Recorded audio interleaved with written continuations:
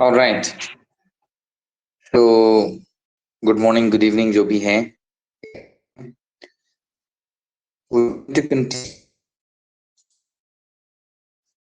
ये हम लोग लेसन नंबर चैप्टर नंबर 3 कर रहे हैं और चैप्टर का नाम है एंटी ब्रिटिश राइजिंग। हम लोग एक वीडियो में हम समझ चुके हैं काफी चीजें पहले। सो आज के क्लास में क्या हमारा ऑब्जेक्टिव रहेगा उसके बारे में क्विकली डिस्कस कर लेते हैं। सो बेसिकली आज का जो क्लास है उसका ऑब्जेक्टिव एकदम साफ है। First thing first, we are going to know the impact of sepoy mutiny.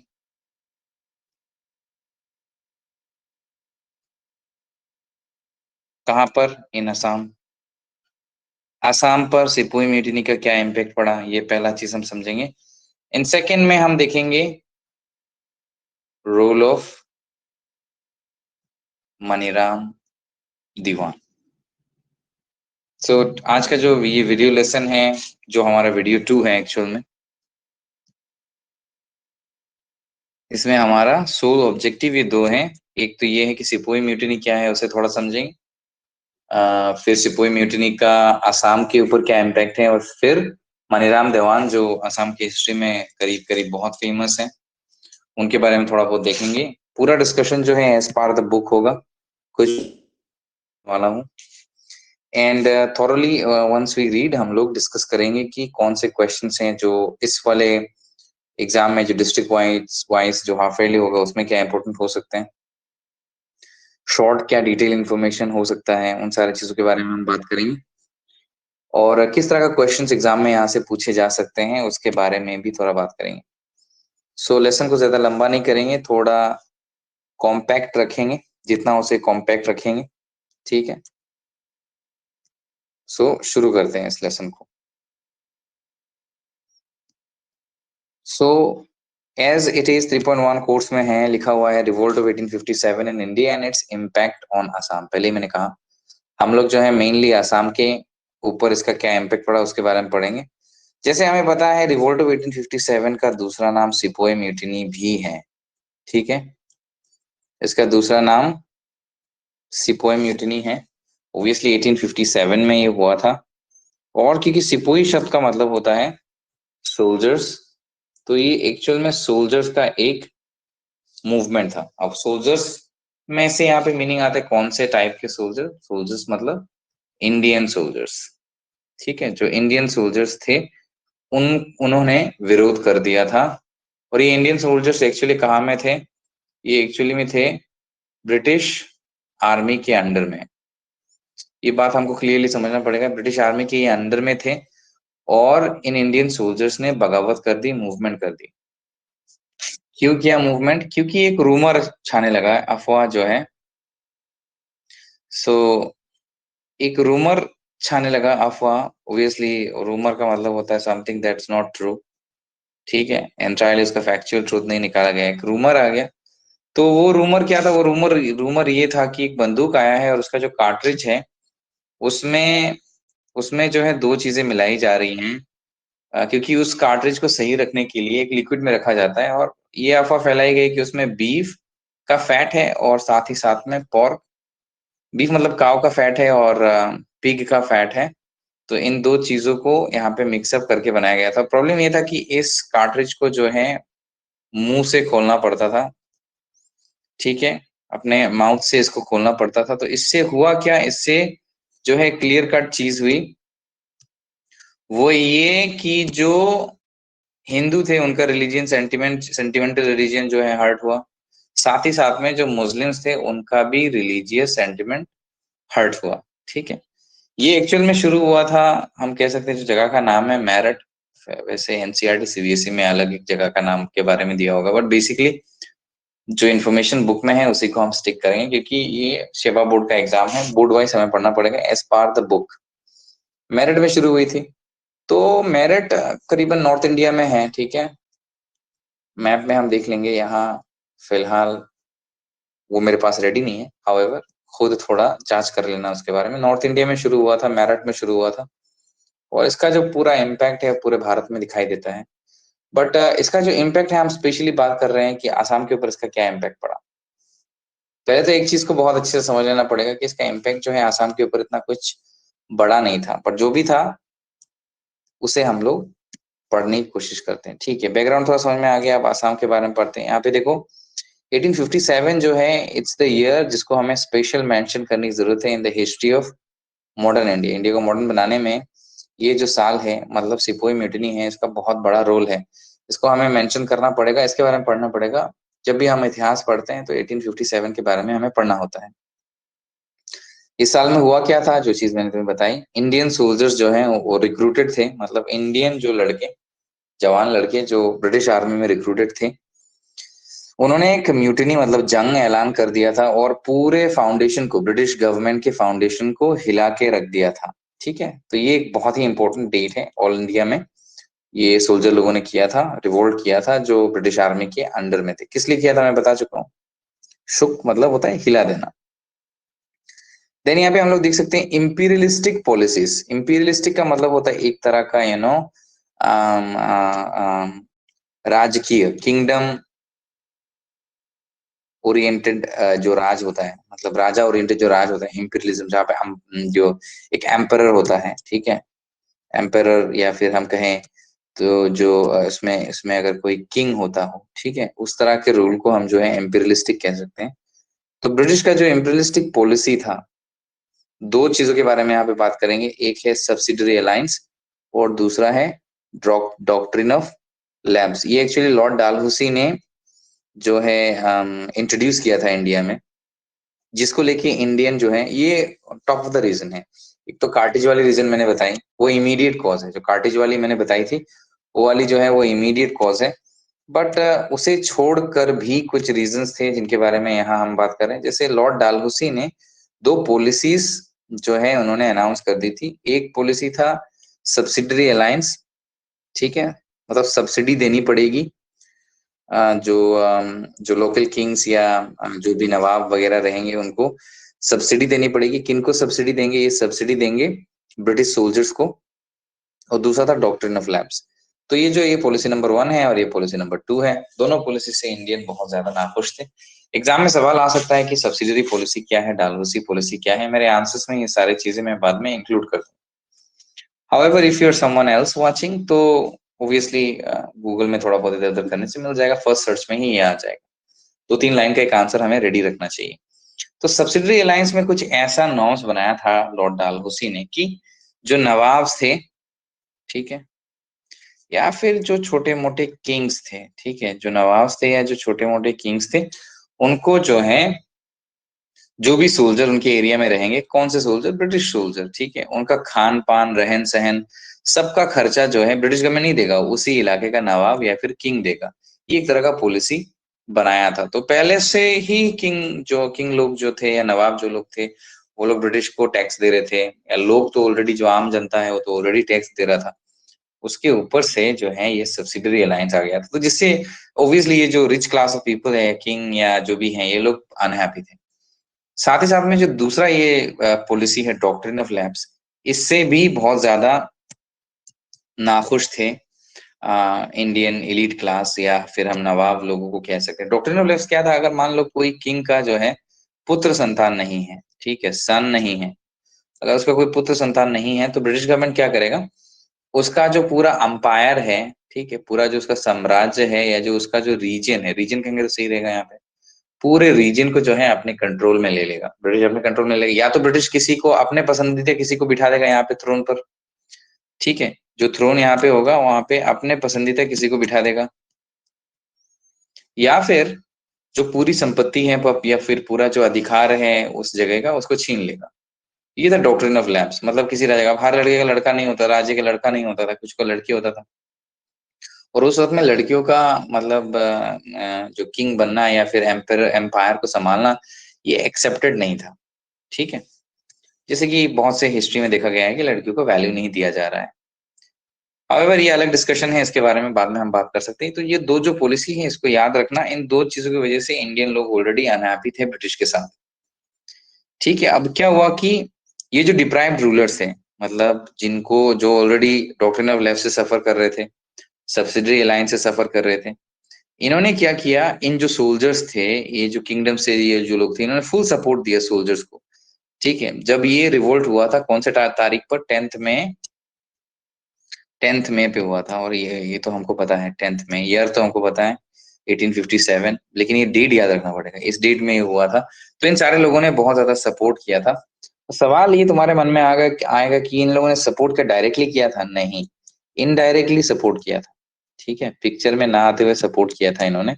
Support से यहाँ पे मतलब हो सकता है जैसे कुछ मॉनिटरी हेल्प हो सकता है, ठीक है, या फिर वेपन्स देना वगैरह ये सब हो सकता है, या मीटिंग के लिए सीक्रेट जगहें देनी, या रहने के लिए पनाह देना, इस तरह का चीजें, जिस तरह से अभी कोई भी रिफ्यूजीज को दिया जाता है, इस तरह के एंटी जो रेबल्स होते हैं इनको दिया जाता है, कुछ कुछ देश, रीजियंस, स्टेट्स इनको देते हैं।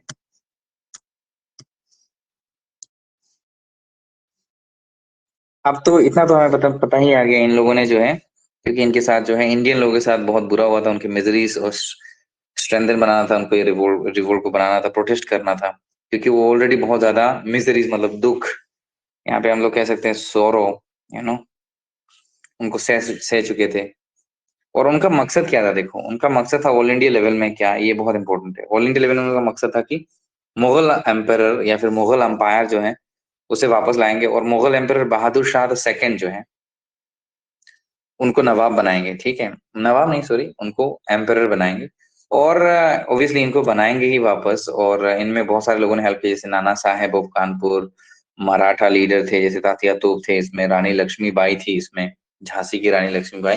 इनके ऊपर फिल्म भी बना है, ज्यादा जानना चाहते हो तो देख सकते हो, क्योंकि इंडियन स्ट्रगल में ये she was one of the women जिनका ये था कि मतलब why not girls, why not girls, क्या लड़कियां संभाल नहीं सकती किंगडम को, इस तरह का सवाल, या फिर वुमेन को स्ट्रेंथन करने में, मतलब मर्दाना कुछ जो रिवोल्ट करने में उतर आई थी ब्रिटिश के ये जो डॉक्ट्रिन ऑफ लैप्स पॉलिसी के खिलाफ, और ओवरऑल सारे पॉलिसीज के खिलाफ। तो मेन मकसद यही था कि जो है कि मुगल एम्पायर जो है उसको वापस एस्टेब्लिश करनी है पूरे इंडिया में, जफर बहादुर शाह जफर द सेकंड को जो है एम्पायर बनाया जाएगा and all this. Meanwhile Assam में क्या चल रहा था? असम में भी सेम चीज चल रहा था। असम में ये जो रिवोल्ट है इसका सेंट असम में भी आया, लेकिन असम में ये था कि ब्रिटिश गवर्नमेंट था ना, असम में ये चाहते थे कि आहूम मोनार्की जो है वो वापस आ जाए। इस बात को याद रखना पड़ेगा। ऑल इंडिया में ये लोग चाहते थे कि जो मुगल एम्पायर है वो वापस आए। ठीक है, यहाँ पे मुगल एम्पायर जो है वो वापस वापस आए।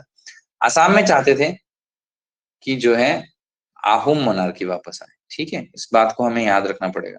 मनीराम देवान ने इसी के लिए फाइट किया है, जो हम आज के हमारा ऑब्जेक्टिव नंबर 2 में मनीराम देवान जी ऑब्वियसली हैं, उनको हमें डिस्कस करना पड़ेगा, तो हम करेंगे। ठीक है, सो नेक्स्ट पेज में चलते हैं। तो यहाँ पे अगर हम सबसे ऊपर देखें तो और कुछ जो बातें मैं ऑलरेडी बता चुका हूँ, तो यहाँ पे देख सकते हो कि वो क्या चाहते थे, बहादुर शाह शाह जफर सेकंड जो थे उनको मुगल एम्पायर के हिसाब से चाहते थे, और ब्रिटिश रूल को इंडिया से हमेशा के लिए भगा देना चाहते थे। ये बात मैं ऑलरेडी बता चुका हूँ।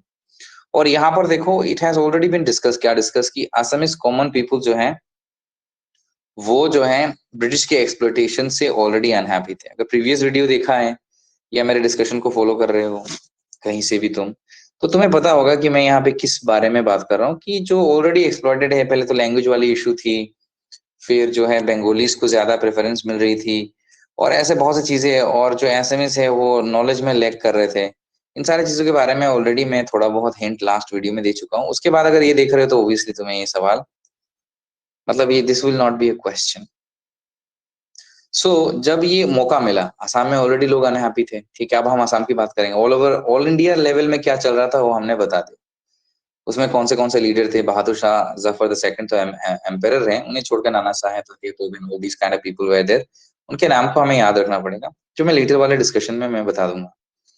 साथ ही साथ में यहाँ देख सकते हैं कि आसाम में जो मेन जो है इनको एक अपॉर्चुनिटी मिल गई थी, गोल्डन अपॉर्चुनिटी मिल गई थी कि कुछ ऐसा कर दिखाने का, कि मतलब आसाम से जो है ब्रिटिश गवर्नमेंट को हमेशा के लिए उखाड़ फेंकना, और आहूम मोनार्की को वापस एस्टेब्लिश कर लेना। तो यहाँ पे एक चीज बहुत ज्यादा तुम्हें नोटिस करनी पड़ेगी, ये जो मूवमेंट यहाँ पे हुआ था, ये देखो, ये वर्ड को मैं सर्कल करूंगा तुम्हारे लिए, इलीट क्लास ने किया था। इलीट क्लास का मतलब क्या होता है? जो रिच क्लास ऑफ पीपल होते हैं, जैसे मनीराम देवान, जो बड़े बड़े टाइटल होल्डर लोग थे। सो इलीट क्लास ऑफ पीपल ने ये फ्रीडम किया। मतलब इसमें क्या था, क्या चीज था इसमें, जो है कॉमन मैन नहीं था। ठीक है, इस बात को हमें याद रखना पड़ेगा, इसमें कॉमन मैन बिल्कुल ही नहीं था। और जो भी है, जो भी था, इनका ये चाहते थे कि आहूम मोनार्की को वापस यहाँ आसाम में रीएस्टेब्लिश करे। और क्योंकि ऑल ओवर इंडिया में ये सिपोही म्यूटिनी छिड़ा हुआ था, तो ये चाह रहे थे कि मतलब इसका एक फायदा यहाँ पे भी, मतलब आसाम में एक्चुअल में दो इसके बारे में भी हमें बाद में पता चलेगा, बट मैं थोड़ा पहले बता देता हूँ। आसाम में भी क्या है कि दो सोल्जर्स के रेजिमेंट्स थे। ठीक है, तो उन दो रेजिमेंट्स में जैसे आता है कि first light infantry and second light infantry, ये दो है। ठीक है, तो ये दो सोल्जर्स के बैरक्स हैं, या ऐसे कह सकते हैं, दो ग्रुप हैं, दो ग्रुप में डिवाइडेड थे। इन दोनों में आग लगाने की कोशिश की गई, जो मेरठ में हुआ था। ठीक है, ऑल ओवर इंडिया में जो चल रहा था, इसका आग जो है यहाँ आसाम में भी लगाने की कोशिश की गई थी। सवाल ये आता है कि हाउ सक्सेसफुल इट वाज। ठीक है, हाउ सक्सेसफुल इट वाज, ये एक बहुत बड़ा क्वेश्चन मार्क है।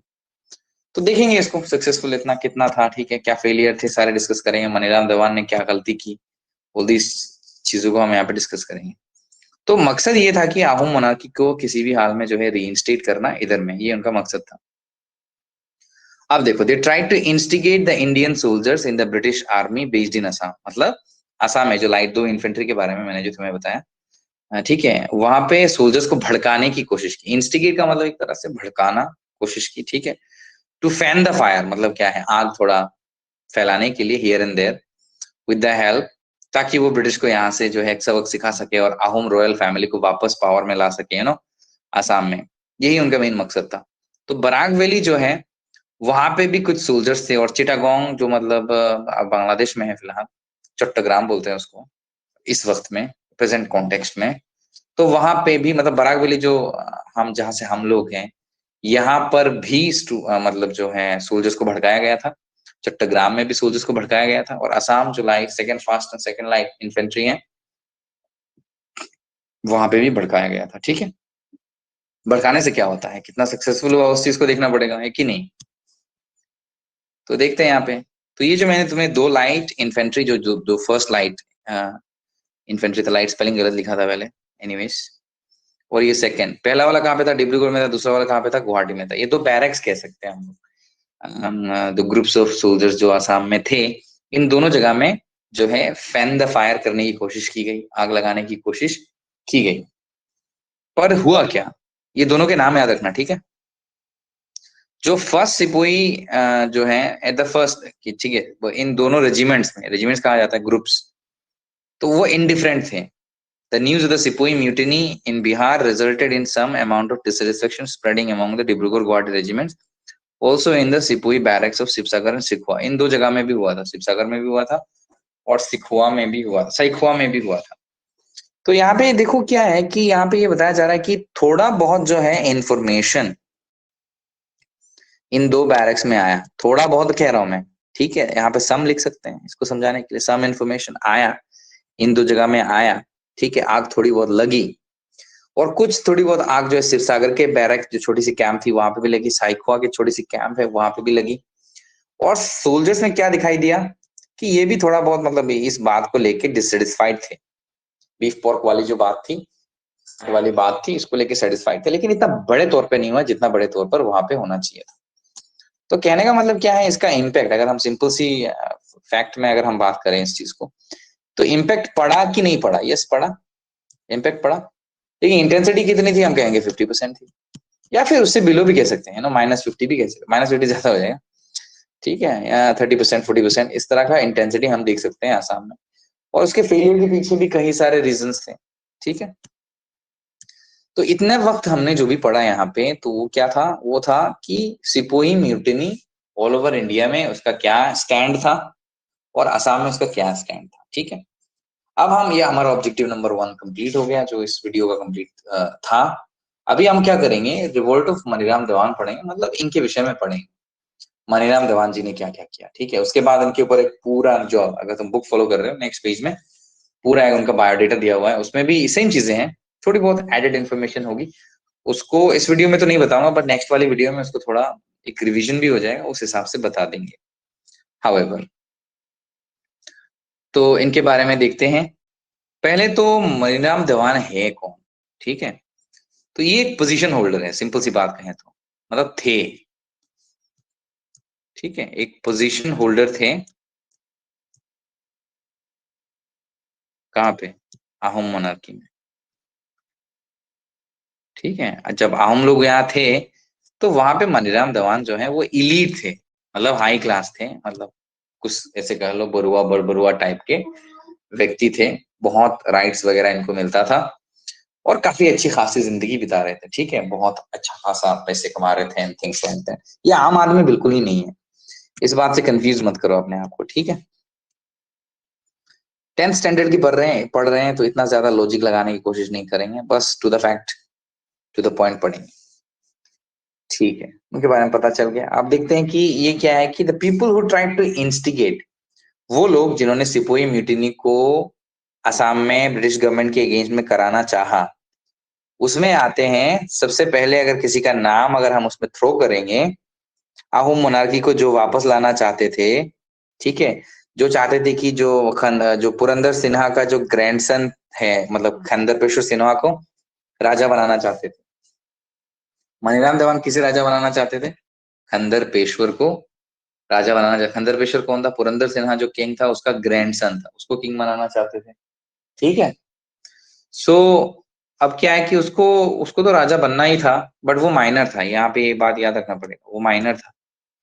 माइनर का मतलब यहाँ पे कह सकते हैं कि वो 18 का एज का नहीं था, 18 ईयर्स का वो नहीं था, तो माइनर था वो। तो अगर हम बात करें कि कोई ऐसा व्यक्ति जिसने आसाम में इसको इंस्टिगेट करने की कोशिश की, तो ये जो प्लान है, ये पूरा प्लान का जो श्रेय जाता है, क्रेडिट, ठीक है, इस पूरे प्लान का क्रेडिट जाता है सिर्फ और सिर्फ एक व्यक्ति को, वो है मनीराम बरबंदर बरुआ। इनका इंडिया पॉपुलरली इनको मनीराम देवान नाम से बुलाया जाता है, बट इनका जो फुल नेम है वो मनीराम बरबंदन बरुआ है। इस चीज को तुम्हें जो है अंडरलाइन भी करनी है और साथ ही साथ में इसको याद रखनी भी पड़ेगी, ठीक है। सो देखो, जब इंडियन सोल्जर्स ने, वही सेम वाली बात, पुरानी वाली बात को दोहराया जा रहा है, मेरठ पे सिपोही म्यूटिनी जब शुरू कर दिया, तो मनीराम देवान जो है वो कोलकाता में थे जब ये शुरू हुआ मेरठ में, 10 मई को। पहले ही हम बात कर चुके हैं 1857 में, उस वक्त में वो कोलकाता में थे, ठीक है। तो वो, अब सवाल ये आता है कोलकाता में क्या कर रहे थे? कोलकाता में वो वहां पे थे, एक एप्लीकेशन देने गए थे वहां पे, ब्रिटिश गवर्नर से मिलने वहां पे गए थे, ये बताने के लिए कि अपर असम में आहूम रॉयल फैमिली के एक सेक्शन को वापस रूल में लाया जाए। ये मतलब उस एप्लीकेशन में था, ये जो एप्लीकेशन है उसमें वो चीज लिखा हुआ था कि मतलब आहूम मोनार्की का एटलीस्ट पूरा ना सही, लेकिन एक फैमिली, एक सेक्शन ऑफ द फैमिली को, जिनमें वो हैं ऑब्वियसली, और एक सेक्शन से उनका मतलब जितने भी बड़े लोग थे, मतलब बरुआ बड़बड़ुआ इस तरह के एलीट क्लास, उनको जो है पावर में लाया जाए। ये उनका मेन मकसद या मैसेज हम लोग कह सकते हैं, जो उस वाली लेटर में थी। तो ये वहां पे थे ओब्वियसली। जब ये कोलकाता में थे, ठीक है, कलकत्ता था उस वक्त में नाम, ठीक है, जब वो कलकत्ता, अभी कोलकाता है, जब वो कलकत्ता में थे, ठीक है, तो गवर्नर से मिलना चाहते थे। पर क्या है कि गवर्नर से उनका मिलना हुआ नहीं कभी। तो जब गवर्नर से मिलना नहीं हुआ, तो ऐसे भटकते भटकते कहीं ना कहीं, ठीक है, उनकी मुलाकात एक व्यक्ति से हो जाती है जिसका नाम मधु मल्लिक है, ठीक है। मधु मल्लिक एक बंगाली है, बंगाली आदमी है। तो वो एक मुख्तियार है, कहने का मतलब एक तरह से हम लोग कह सकते हैं, यहाँ पे एक तरह से कह सकते हैं, ठीक है, फ्रीडम फाइटर था, ठीक है। और उसका उसका भी कॉमन एनिमी क्या था? ब्रिटिश था, उसको भी ब्रिटिश गवर्नमेंट से चिढ़ थी। तो इन दोनों की फ्रेंडशिप हो गई, and they together hatched a conspiracy to drive the British out of Assam. और इन दोनों ने वहां मिलकर एक प्लान बनाया, क्योंकि इनसे देखो, पहले तो है गवर्नर इनको दे नहीं रहा था कोई भी स्कोप मिलने का, तो दोनों ने मिलकर क्या बनाया, प्लान बनाया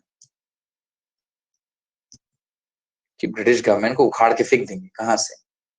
असम से। दोस्त बन गए, कॉन्स्पिरेसी का मतलब होता है हिंदी में षड्यंत्र, जाल बुनना, एक तरह का जाल बनाना, किसी को उस जाल में फंसाने के लिए, जिस तरह से मछली नहीं फंसाते हम, वैसे। तो ये दो बंदे थे, इन्हें छोड़कर और किन किन लोगों ने इनकी मदद की, ये आता है एग्जाम में, ठीक है।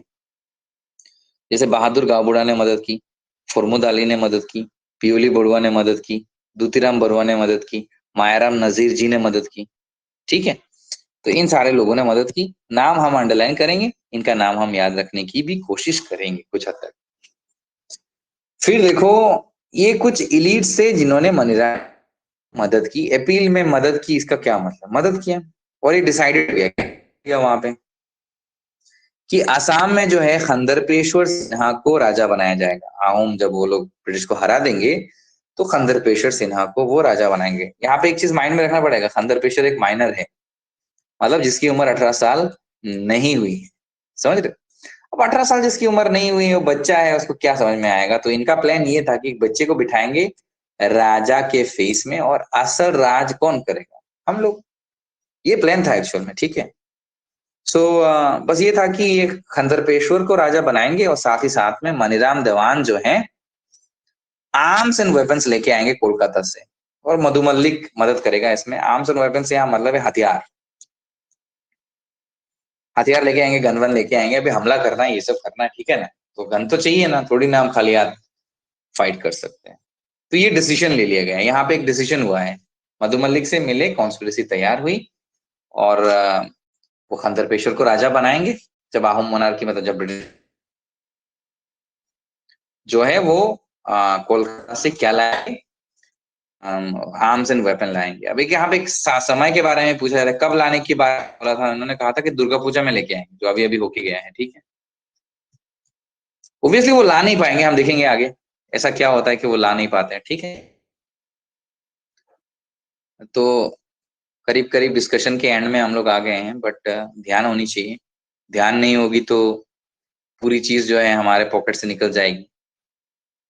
तो यहाँ पे देखो, ब्रिटिश गवर्नमेंट को जो है इस कॉन्स्पिरेसी का सेंट मिल गया, सेंट समझते हो, खुशबू मिल गया, अगस्त में मिल गया, उसी साल अगस्त महीने में मिल गया, मई जून जुलाई अगस्त, तीन, और 2-3 महीने के अंदर अगस्त में जो है ब्रिटिश गवर्नमेंट के बारे में ऑलरेडी पता चल गई, ठीक है।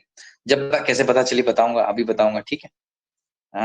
तो जब पता चली तो उन्होंने क्या किया, प्रिपरेशन करना शुरू किया। ऑब्वियसली अब दुश्मन को पता चलेगा, तुम अगर मुझे पता चलेगा मुझ पर कोई अटैक करेगा तो मैं तो तैयार हो जाऊंगा ना। तो उन्होंने प्लान शुरू कर दिया ब्रिटिश ने, लेकिन ओवियस नहीं किया इस बात को, और उन्होंने सीरियसनेस को भी समझा कि ये आसाम के लोग जो है मनीराम देवान एंड ऑल दीज, ये कुछ बड़ा प्लान कर रहे हैं। तो उस वक्त में आसाम के जो चीफ कमिश्नर थे किन्स, उन्होंने ब्रिटिश गवर्नमेंट को, जो कोलकाता में था, उनको रिक्वेस्ट किया कि कुछ ट्रेन्ड यूरोपियन सोल्जर्स भेजने के लिए, क्योंकि उनको पता था सिचुएशन अगर हाथ से चला जाए तो ट्रेन सोल्जर्स की जरूरत पड़ेगी। ट्रेन मतलब वो लोग जो, मतलब वेपन्स वगैरह, आज जैसे हमारा आर्मी है, कमांडो है, इस तरह के जो है फोर्सेस को भेजने के लिए बोला था उन्होंने, ऑलरेडी सपोर्ट मांग लिया उन्होंने, ठीक है। अब हम बात करेंगे कि असल में पकड़ा कैसे गया, ठीक है ना, कि ये लोग पकड़े कैसे गए। यहाँ पे थोड़ी फुद्दू वाली बात आएगी सामने, बट जो भी उस टाइम के लिए सही है, काम जज नहीं कर सकते। तो क्या हुआ कि सितंबर में, अगस्त में पकड़ा गया, ठीक है। सितंबर में क्या हुआ, एक असिस्टेंट, एक कैप्टन थे, सिंपल बात है, उनका नाम था हॉलरॉयड। इनका नाम याद रखना इंपॉर्टेंट है। इन्होंने, इनका क्या काम था समझ रहे हो, इनका काम था ये जो लेटर्स आते हैं, मतलब जो इंडियन नॉन ब्रिटिश जो लोग लेटर लिखते थे, इनका काम रहता था कि इन लेटर्स को क्या करना, वेरीफाई करना, समझ रहे हो, वेरीफाई करना, पढ़ना, खोल के देखना क्या लिख रहे हैं क्या नहीं, ट्रांसलेटर होगा तो उससे ट्रांसलेट करना, ये उनका जॉब था। तो इन्होंने इंटरसेप्ट कर लिया, इंटरसेप्ट करने मतलब पकड़ लिया, पढ़ के पकड़ लिया। तो असल में मनीराम देवान कर क्या रहे थे, जैसे आज टेलीफोन है या सैटेलाइट फोन वगैरह है जो टेररिस्ट यूज करते हैं, ना टीवी में फिल्मों में देखा है हमने। तो ये लोग क्या है कि लेटर्स के जरिए, समझ रहे हो, एक दूसरे को इंस्ट्रक्शन देते, क्योंकि मनीराम देवान तो कोलकाता में बैठा हुआ था, मन ही मन में वही होप लगाते हुए कि गवर्नर से मिलूंगा, हो जाएगा तो ठीक है, फाइट करनी नहीं पड़ेगी। वहां से यहाँ लेटर भेज के, ये जो बाकी लोगों के बारे में हमने पढ़ा था वहां पे, Piyali and all these other people, इनको जो है इंस्ट्रक्शन सेंड किया करता था कि ऐसे करूंगा, वैसे करूंगा, दुर्गा पूजा में आऊंगा, मधु मलिक से मिला हूँ, ये वो, एक्सेट्रा। ठीक है। तो ब्रिटिश गवर्नमेंट को जो है क्लियरली इसके बारे में पता चल गया, और ब्रिटिश गवर्नमेंट को मतलब क्लियरली लिखा हुआ था कि मनीराम देवान ऐसा करने वाला है उस लेटर में। तो ऑब्वियसली उनको सबूत मिल गया ना, अभी किसी को अरेस्ट करने के लिए ये सबूत तो काफी है, लेटर मिलना और उसमें ये बात मेंशन होना। सो फिर क्या हुआ कि कैप्टन हॉलरॉयड के रिक्वेस्ट पर, ठीक है, एक एक और एक कैप्टन थे जिनका नाम लूथर था, वो जोरहाट पे आए, ठीक है, उसी महीने सितंबर में ही, ठीक है, 7 सितंबर में वो आए, और आके सबसे पहले जो जिनको वो किंग बनाने वाले थे खंदर पेशवर, उनको जो है अरेस्ट कर लिया, ठीक है। कौन से डेट पे? 7 सितंबर में। और फिर इनको जो है कलकत्ता भेज दी गई जेल में, कलकत्ता लाया गया, इनको एक जेल में रखा गया, और कलकत्ता से बाद में इनको अलीपुर जेल में, जो फेमस जेल है, वहां पे लेके चले गए, आसाम से बहुत दूर। इस बात को यहाँ पे याद रखना। सबसे पहले अरेस्ट किसको किया? खंदर पेशवर को, ठीक है। आगे बढ़ेंगे। उसके बाद क्या हुआ देखो, इमीडिएटली आफ्टर दैट, उसके बाद मनीराम देवान जो है उनको कोलकाता में अरेस्ट कर लिया गया 7 सितंबर के बाद। और वो समझ रहा था, अरे भाई मुझे अरेस्ट किया, मैंने तो कुछ नहीं किया। उसको लग रहा था, क्या लग रहा था तुम्हें, कि मैं मतलब टेलीग्राफ सिस्टम जो है वो ब्रिटिश ने लाया, ठीक है, लेटर वेटर ये सब का, और उसी सिस्टम में मैं लेटर लिखूंगा और मैं पकड़ा नहीं जाऊंगा। ये तो फुद्दू वाली बात है, पहले ही कहा था मैंने, ठीक है। थोड़ा बहुत तो हम लोग कर ही सकते हैं। फुद्दू वाली बात थी यहाँ पे। जो भी है, डिसरिस्पेक्ट नहीं है, ऐसे ही बोल रहा हूँ। आगे देखते हैं। तो इन्होंने ऐसा किया। उसके बाद जो भी है, इनको जो है, जो मेन लीडर थे, समझ रहे हो, कॉन्स्पिरेसी का ब्रिटिश के अगेंस्ट मेन लीडर थे, इनको जेल में मतलब अरेस्ट किया, ऑब्वियसली अलीपुर जेल में इनको भी रखा गया। कितना दिन रखा गया? 2.5 मंथ्स। 2.5 मंथ्स, समझ रहे हो। फिर इनको जोरहाट में भेज दिया गया, मनीराम देवान को जोरहाट में लाया गया। जोरहाट में क्यों लाया जा रहा है पता करेंगे। उनको फांसी देने के लिए, जोरहाट में उनको फांसी देने के लिए लाया जा रहा था। ला लिया उनको जोरहाट में। अब क्या, कैप्टन हॉलरॉयड ने सबक सिखाने के लिए एक स्पेशल कोर्ट का आयोजन किया, जहां पर मनीराम देवान और पियोली बरुआ जो मुख्य मेंबर्स थे, इनको टू बी हैंग्ड का सजा दी गई, मतलब इनको फांसी दी गई, sentence to be hanged to death, till death, मतलब फांसी दी गई। किस आरोप पर? कौन found guilty on the charges of conspiring against the British government. क्या चार्ज लगाया? कि इन दोनों ने ब्रिटिश गवर्नमेंट के खिलाफ एक घिनौना घिनौना जो है कॉन्स्पिरेसी की। इस आरोप में इनको जो है फांसी दे दी गई, ठीक है। फांसी, समझ रहे हो, ये अरेस्ट नहीं है भाई, जान से मार देना। कौन से डेट पर दी गई थी? डेट को यहाँ पर हम लोग ये कर लेंगे, 26 फरवरी 1858 को दोनों को हैंग कर दिया गया। डेट याद रखना, इंपॉर्टेंट एग्जाम में आने के चांसेस रहता है। फिर बाकी लोगों का क्या हुआ, जैसे मधु मल्लिक, कमला बरुआ, द्युतिराम बरुआ, मायाराम नजीर, इनका क्या हुआ? इनको आजीवन कारादंड दे दिया, लाइफ टाइम इम्प्रिजनमेंट दे दिया इनको। बहादुर गावबुड़ा और शेख फुरमुद अली, ये भी दो और बंदे थे बेचारे, इनको जो है अंडमान निकोबार में भेज दिया गया। अब अंडमान जो आज के जमाने में जो अंडमान है वो नहीं, अंडमान में भेज दिया गया, मतलब जैसे डेडलीस्ट जगह थी वो, सबसे खराब जेल कहें या उस वाले सिचुएशन में वहां पे भेज दिया, अंडमान निकोबार में, यहाँ से दूर, पनिशमेंट के लिए। मारा नहीं वैसे, आजीवन कारादंड, मतलब समझते हो ना, पूरा जीवन कारादंड। अब सोल्जर्स के साथ क्या किया जिन लोगों ने पार्टिसिपेट किया था? देखो, सोल्जर्स जिन्होंने पार्टिसिपेट किया था, कुछ लोगों को पनिश किया गया, मारा गया, जेल दे दी गई। जैसे कुछ डिब्रूगढ़ के कुछ जो जवान थे, इनको आजीवन कारादंड दे दिया गया क्योंकि इन्होंने ऐसा किया। और गोलाघाट के कुछ सोल्जर्स थे, इनको जॉब से निकाल दिया गया, फायर्ड फ्रॉम द जॉब। ये वाली बात भी याद रखनी है, ठीक है। आगे देखो क्या हुआ कि अहोम प्रिंस खंदरपेशर के साथ क्या हुआ। खंदरपेशर सिन्हा जो है माइनर था, पहले ही बता चुका हूं मैं। तो उसको जो है एक स्पेशल जेल में रखा गया था, बर्धमान में, जो कोलकाता में है, 1860 तक, ठीक है, करीबन 3 साल। फिर जो है उसको गुवाहाटी आने के लिए छोड़ दिया गया, अपने रेसिडेंट में, मतलब उनको रिलीज कर दिया गया रेसिडेंट, गुवाहाटी में उनका एक घर था, वहां पे आने के लिए, क्योंकि राजा था ना। बट उनको कभी भी ये परमिशन नहीं दिया गया कि वो जोरहाट में आने का परमिशन कभी उनको नहीं था। और उनको सालाना 500 रुपए का जो है पेंशन दिया जाता था, जो 1853 से उनको मिल रहा था, ठीक है। अब कुछ चीजें यहाँ पे नीचे देख लेंगे क्योंकि एंड ऑफ द डिस्कशन में हम लोग आ गए हैं। उसके बाद क्या हुआ कि ये जो रिवोल्ट ऑफ 1857, एक मिनट, ठीक है, रिवोल्ट ऑफ 1857 जो चीज है, ये तो ऑब्वियसली इस वाले ईयर में हुई थी। उसके बाद आया था क्वींस प्रोक्लेमेशन 1858 में। क्योंकि ये रिवोल्ट किस लिए हुआ था माना जाता है, ईस्ट इंडिया कंपनी के लिए हुआ था। और ईस्ट इंडिया ब्रिटिश का एक कंपनी था, अलग सा कंपनी था जो इंडिया पे रूल करता था, ब्रिटिश के द्वारा एडेड कंपनी था। तो ऐसा माना गया कि ये फेलियर हो गया, इसीलिए इतना बड़ा रिवोल्ट हुआ। 58 में क्वीन ने प्रोक्लेमेशन देखी, ईस्ट इंडिया कंपनी से पावर हटा दी, और ऑल ओवर इंडिया में अब क्वीन का पावर, डायरेक्ट ब्रिटिश क्राउन का पावर चलने लगा। यही था क्वींस प्रोक्लेमेशन 1858, जिसमें बहुत से रिलैक्सेशन मिले, जैसे दूतीराम बरुआ, शेख फरमुद अली, बहादुर गावबुडा, इनको छोड़ दिया गया। आसाम में वापस आने का मतलब इनको, कुछ लोगों को छोड़ दिया गया जेल से, कुछ लोगों को जो है आसाम में वापस आने का मौका दे दिया गया। उसी साथ ही साथ में कि लोगों का ट्रस्ट जीतने के लिए, क्योंकि इतना बड़ा मूवमेंट हो गया। तो ब्रिटिश का मेन पॉलिसी यही था कि यहाँ से लूट मचाना, ठीक है, रेवेन्यू लूटना ज्यादा से ज्यादा। तो जब वार चल रहा था तो उस वक्त में तो ना लैंड टैक्स, किसी भी तरह का टैक्सेस वो नहीं ले पा रहे थे, ठीक है। तो ये प्रॉब्लम था। तो यहाँ पे लोगों का ट्रस्ट वापस से जीतना था, ये बताना कि देखो ईस्ट इंडिया कंपनी की वजह से ऐसा रिलीजियस सेंटिमेंट हुआ, रिलीजियस ऐसा एक बड़ा कुछ हुआ, अब और नहीं होगा, हमने पावर छीन लिया। इसी तरह से हम क्या देखते हैं कि इन दिस मैनर जो है मनीराम देवान ने बहुत बार अटेम्प्ट किया ब्रिटिश गवर्नमेंट को असम से उखाड़ के फेंकने के लिए और अहोम मोनार्की को वापस रीएस्टेब्लिश करने के लिए। बट आफ्टर ऑल क्या हुआ, सब चीज फेलियर में परिवर्तन हो गया। He was not successful. तो इसी के साथ हमारा डिस्कशन यहाँ पे खत्म हो जाता है। कुछ इंपॉर्टेंट चीजों के बारे में बात कर लेंगे बहुत क्विकली। एंड जो लोग देख रहे हैं डायरेक्टली मुझसे जुड़े हुए हैं, तुम्हें जो है जब भी तुम ये वीडियो देखोगे उसके 10 आवर्स के अंदर, जब भी तुम ये देखोगे, ठीक है, मैं लिंक शेयर करूंगा, so obviously I will not, जब लाइव होगा ये, उसके 10 घंटे के अंदर तुम्हें एक माइंड मैप बनानी है। कैसे बनानी है तुमको पता है?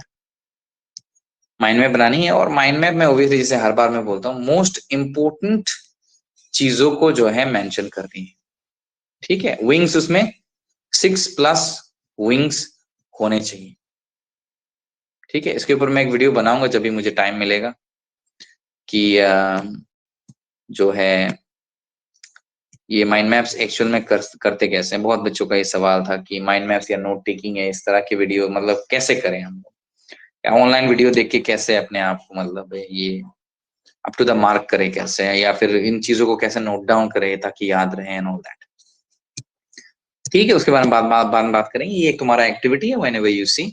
अब कुछ इंपॉर्टेंट चीजों के बारे में बात कर लेते हैं। पेज नंबर 1 में अगर हम जाएंगे यहाँ पे, तो सबसे पहले यहाँ पे कुछ चीजें देखने के लिए मिल जाएंगी, जैसे सिपोही म्यूटिनी कब हुआ था, इस वाले डेट में हुआ था। इस वाले पैराग्राफ में हमने पढ़ा इसका इम्पैक्ट ऑन इंडिया।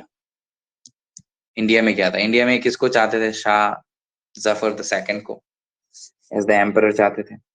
इसमें किन किन लोगों ने मदद की यहाँ पे लिखा हुआ है इनके बारे में। और ब्रिटिश का 2 policy, doctrine of lab, subsidiary lines के बारे में डिस्कस किया। ये दोनों पढ़ लेना एक बार, 1 मार्क का आ सकता है।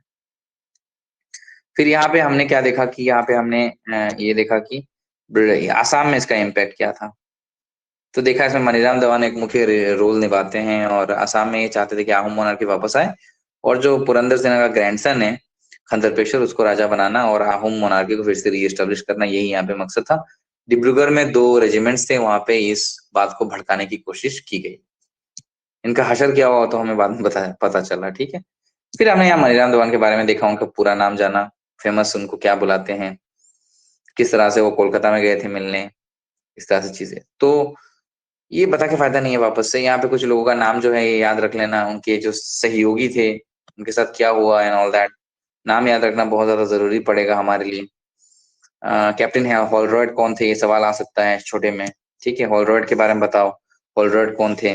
और वैसे एक सवाल आ सकता है, हु वाज मनीराम देवान, तो वो भी चीज है। तो मनीराम देवान वाज एन एलीट या फिर वाज एन एरिस्टोक्रेट, इस तरह से बात कर सकते हैं। Who was holding N extraordinary power in the time of home monarchy, इस तरह की चीजें हम बोल सकते हैं। तो यहाँ से 2 क्वेश्चंस आने के चांसेस हैं, ठीक है। एक तो है एक तो तुम्हें ऑलरेडी पता हो रहा होगा, अभी तक तो तुम्हें पता चल गया होगा, वो है रोल ऑफ मनीराम देवान। ठीक है, रोल ऑफ मनीराम देवान इन सिपोही म्यूटिनी, ये वाला आएगा इन आसाम, नंबर वन। दूसरी जो चीज यहाँ पे इम्पोर्टेंट हमने पढ़ी है, उसमें ये आ सकता है कि सिपोही म्यूटिनी जो है, वो उसका एक इम्पैक्ट बताओ आसाम के ऊपर। ठीक है, तो वो एक सवाल आ सकता है। ये इस यहाँ से सवाल नहीं आता है, बट यहाँ छोटे छोटे सवाल से डॉक्ट्रिनल लॉस क्या, सब्सिडियरी अलायंस क्या, ये सब आ सकते हैं। बाद में एक सवाल आएगा जो आगे वाले क्लासेस में हम लोग डिस्कस करेंगे, कि causes of the revolt of 1857, फिर उसका फेलियर के कारण क्या थे। ये भी कुछ इंपॉर्टेंट क्वेश्चन है जो आने वाले वीडियोस में हम लोग डिस्कस करेंगे। ठीक है, आज के लिए इतना ही रखते हैं। Thank you so much. जो मेरे बच्चे हैं जो देख रहे हैं, तुम्हारा बहुत बहुत शुक्रिया ऐसे देखने के लिए। ठीक है, हालांकि पता है मुझे डिजिटली बहुत टफ रहता है, बट एवर टाइम नहीं है वो है, इसलिए थोड़ा इसको करना है। बाद में फिर से डिस्कशन कर लेंगे, कोई दिक्कत नहीं है, कंफ्यूजन रहेगा तो। और मिलते हैं नेक्स्ट वाले वीडियो में। ठीक है, बाय बाय।